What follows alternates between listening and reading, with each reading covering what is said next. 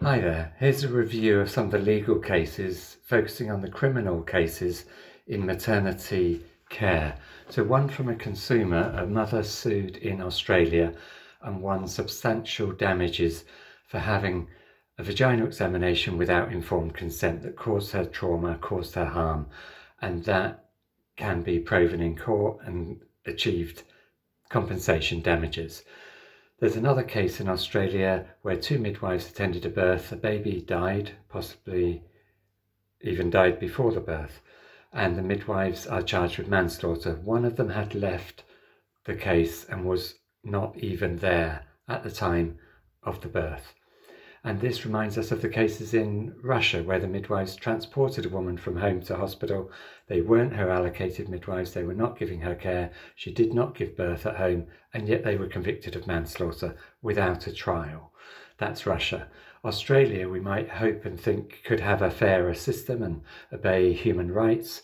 It has actually quite a poor record with human rights. So let's see how this case goes. The case should and could be dropped against the younger, less experienced midwife who was not present.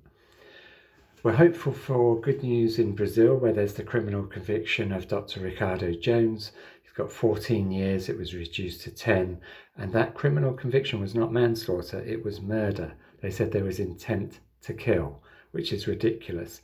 And having a jury of 4 against 3 is not beyond reasonable doubt.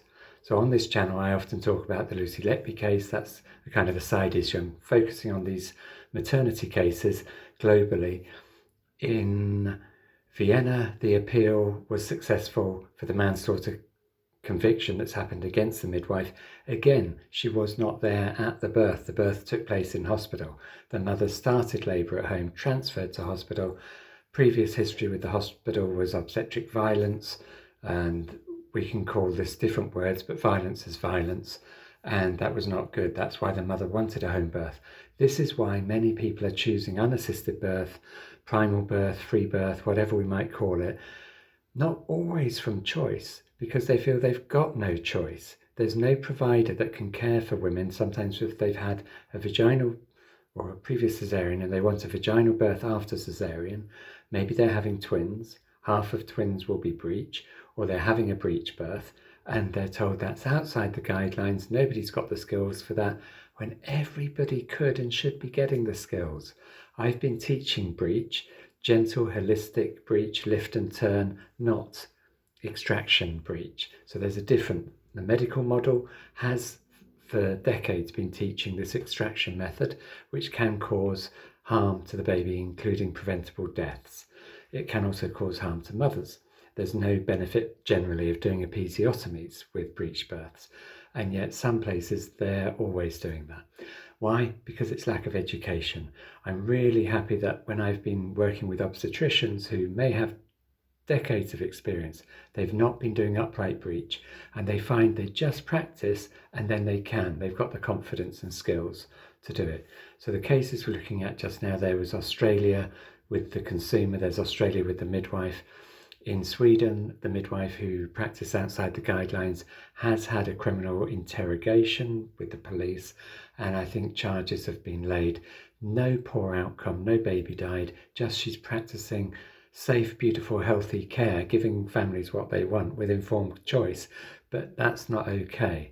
They're saying you have to go to a hospital where it's safe, and the safety of the hospital often causes preventable harm to mothers and babies. In the Czech Republic, there's a mother who herself was a midwife, gave birth to her baby at home. The baby was in a breech position, and sadly the baby did die later in hospital.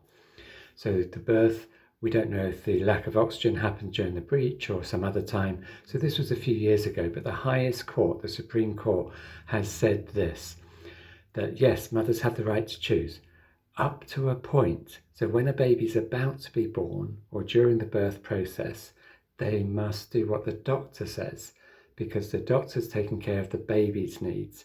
Actually, that's completely wrong. The law requires and provides bodily autonomy. It doesn't stop because you're pregnant. It doesn't stop because you're black, or because you're brown, or because you're Asian, or because you're some minority and you can be told what to do by the bossy state-run hospitals. It's always bodily autonomy. Would a judge like somebody to tell them that they can be touched, they can have surgery done to them? Probably not. They would take a legal case. So the mother of the case, who's had the Supreme Court say that the baby had rights over the mother, and that is more of a European thing. Commonwealth law always says the mother has ultimate responsibility for both her and the baby. The baby only acquires rights when it becomes a person, which is when it's born. That means outside the mother's body and with a heartbeat and breathing. I always get distracted when I talk about the cases. They're so passionate and not just interesting, they're making a difference. So when we get these criminal convictions overturned, it reduces the fear for practitioners in hospitals and outside hospital who are thinking, will I go to jail if I go to attend a twin birth, a breech birth, a vaginal birth after cesarean? Could I even be arrested and have my phone and laptop and my husband or partner's electronics also taken? Sometimes their raids are 5, 6 in the morning with full embarrassment. This happened, we saw again in the Lucy Letby case, the nurse in England that's in jail for not killing any babies. So the criminal convictions cause fear of practitioners, and it causes the public to have fears and think, oh, who can I trust to come and care for me? And if they can't trust anyone, they do it themselves. That's great if everything goes well, but it ought to be a choice if you want to birth by yourself, not that you have to birth by yourself. So there's some good news coming. I hear possibly things will be working out where some people have got convictions, the convictions are getting overturned, and tune in for more on this channel.